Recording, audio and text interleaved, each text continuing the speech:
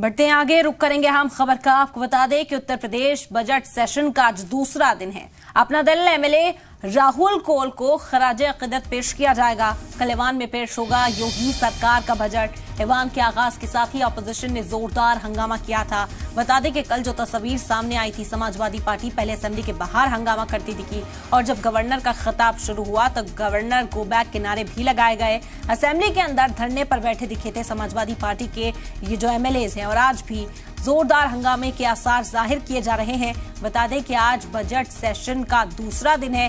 कल उत्तर प्रदेश में यानी 22 तारीख को बजट पेश किया जाएगा। हालांकि अपना दल एमएलए राहुल कोल को आज खराजे अकीदत पेश की जाएगी।